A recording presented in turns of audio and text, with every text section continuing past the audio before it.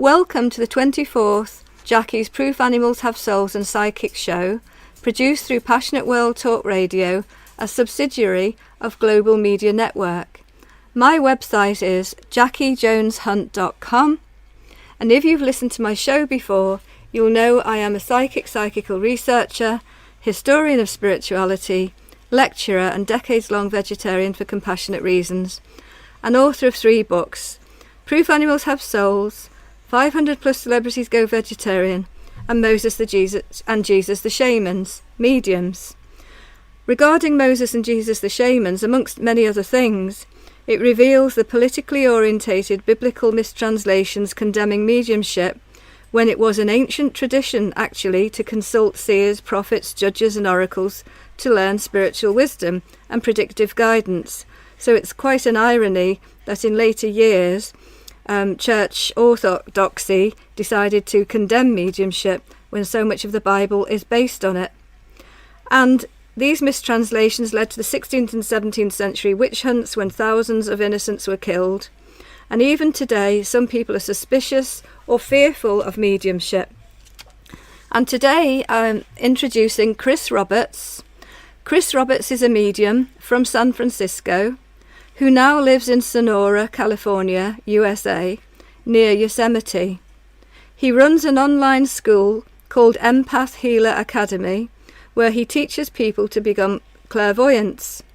He has a fiancée and no children, and the blog will have his contact details, and it's chris@empathhealeracademy.com is the email, chris@empathhealeracademy.com, and the website is www.empathhealeracademy.com. So welcome to the show, Chris. It's nice to speak to you today. Yeah, hi Jackie. Thank you so much. I really appreciate you taking the time to talk to me today and inviting me to your show. Thank you. Well, let's get some questions and get our conversation going. How did you first realize you are a medium? Were you born with it? Did it evolve, or did you develop it through training?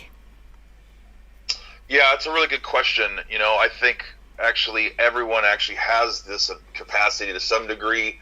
You know, I knew pretty early on in childhood that there was something going on. I didn't really have a lot of clarity around it, but it was really through the journey of having to figure out how to heal my trauma that it led me to going down some rabbit holes that revealed, oh, hey, you have all these spiritual abilities that you might want to try to understand better because they're kind of running your life.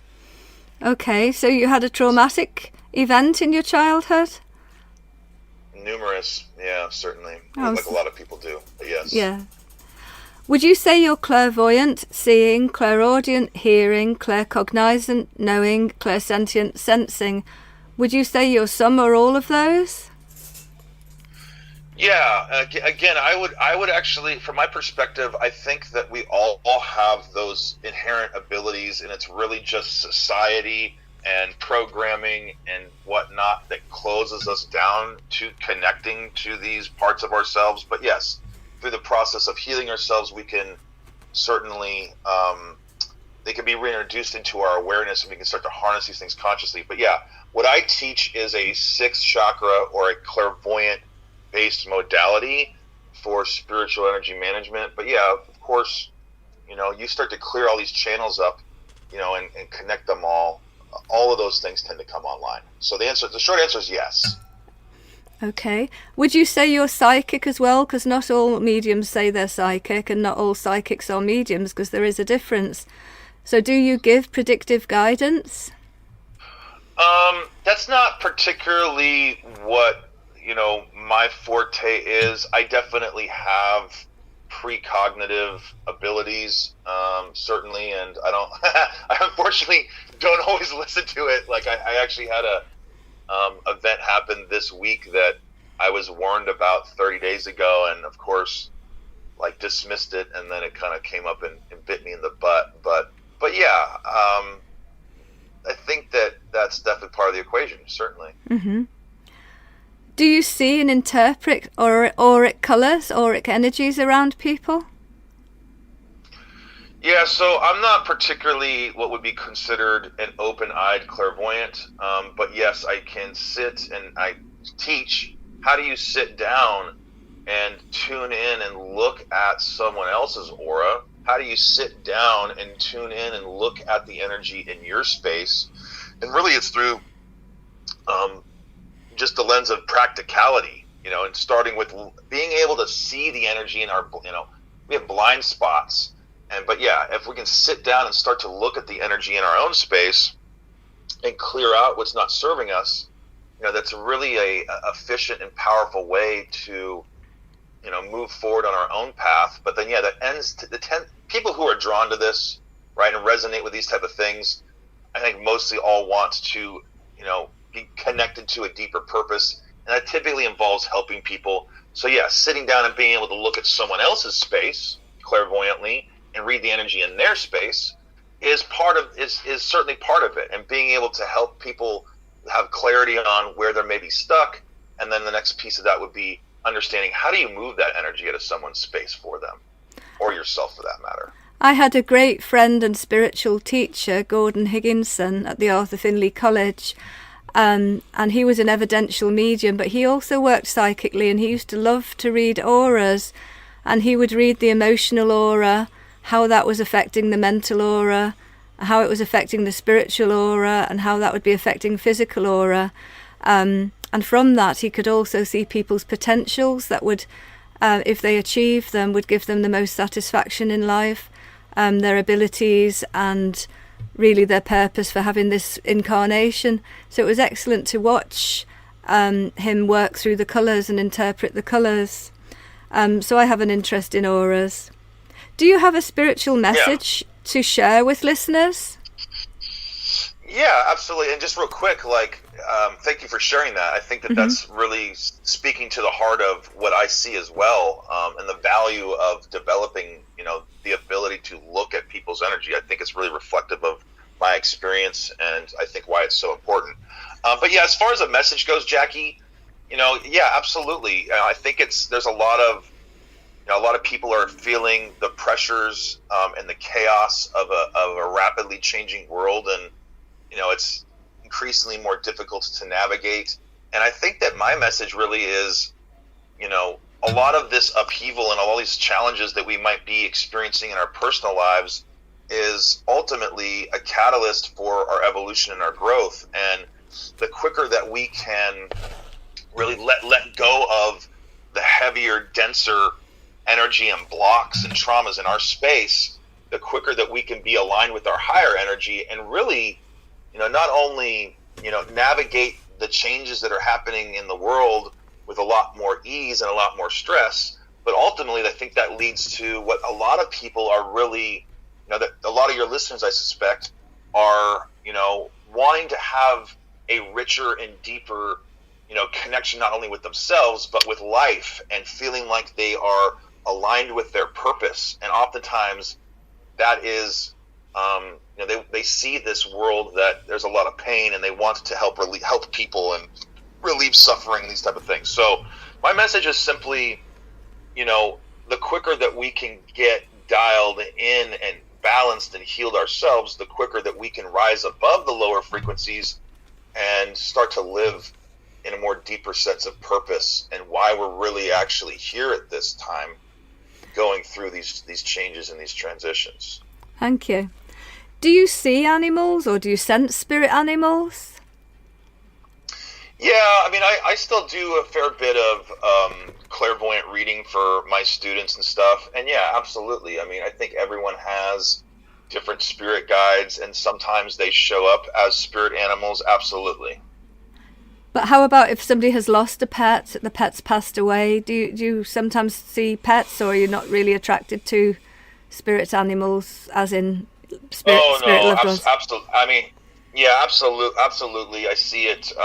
It's not something that I particularly hyper focused on, but no, of course, we see that all the time. I was actually just having this conversation with my mother-in-law, and she was talking about, she lost her dog. She's very, very connected with her dog, and unfortunately, that this adorable creature had a mental challenge, and unfortunately got aggressive, and unfortunately after certain therapies and stuff had to be put down. And she was just talking about how she would see her out of the corner of her eye, or she would wake up in bed and she would feel the presence of the dog's name was Sage. Sage was on the bed. And so I think that, people in general are having these experiences. But yeah, I think it's clear that, our animal companion friends, there's a deep connection and a deep love. And, even when they've passed over, they are there in spirit to help, ease our hearts, whether we're aware of it or not. I think it's very clear. Absolutely. I feel many animals are much more spiritual than many people. They're, they just want to give you love. They're not materialistic. They live with you in a tent or a house, dependent wherever you are, they want to be. So how do you teach people on your courses how to develop clairvoyance? Yeah, so it's such a great question. I think a lot of the people that I talk to and work with, they already have a certain awareness that they have, these type of abilities. Some people not always do. Some people are more like me, where they're just really seeking to, they're tired of being drained and overwhelmed, or they're tired of, attracting toxic relationships, or maybe their motivation is they have some level of trauma that's still plaguing them. But even those people, they know that they're energy sensitive, they know that they're intuitive. And so really what I'm doing is I'm giving them, I wish I could take credit for inventing it. I did not. It's just simply the tools, the only thing that worked for me to heal myself. But it's just simply a framework, it's a way to harness and tap into and simplify the abilities we already have within us. And I call it, it's essentially, a spiritual energy management system, right? And so it's really just through the process of understanding how to harness your abilities and to be in the center of your head, to know the difference between, your thinking analytical mind, and how do you actually occupy the space where the sixth chakra is active. And it's really just the process of just using it. And as you again, have this framework to orient yourself properly, it simplifies things. You start to actually validate, oh, wow, like I did see something. Oh, I moved some energy here, and I noticed a shift in my space. I feel lighter. I feel better. Whatever, there's different points of, it's a little bit like,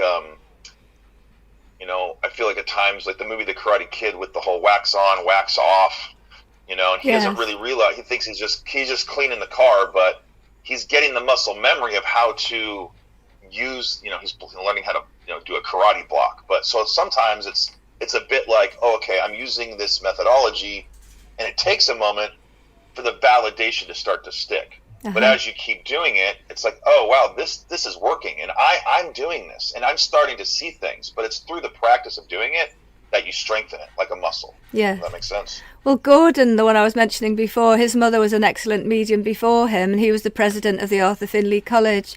At the age of 3, she had him sitting on a chair, and they had to cut the chair legs so his feet could touch the floor. And he said he spent more hours in meditation than he did in sleep during his lifetime.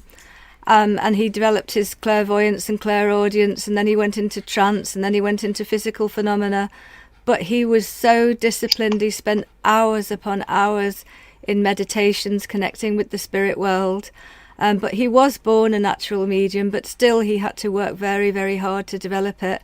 And he was lucky in a way, because his mother, Fanny Higginson, she was an excellent medium before him, and she could see it in him, that he had the ability.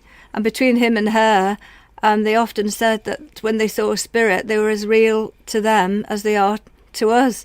So they often mistook a spirit person or a spirit animal for a physical one. That's how clear their mediumship was. Well, I will give your information again in the blog. And I thank you very much for talking with us today, and perhaps we can talk again in the future. And it's Chris at empathhealeracademy.com, and it's www.empathhealeracademy.com. empathhealeracademy.com. So thank you very much, Chris, and thanks for talking with us today. Yeah, thank you so much, Jackie. I really appreciate your time. And just real quick, if you go to that web address, there's a free ebook. If anybody's interested in understanding how to harness their abilities, there's a free ebook that really clearly outlines the steps to start to better harness the abilities you have and start to heal yourself and start to activate your clairvoyance more. So thank you so much for your time, Jackie. Thank you very much. Thank you. Thank you.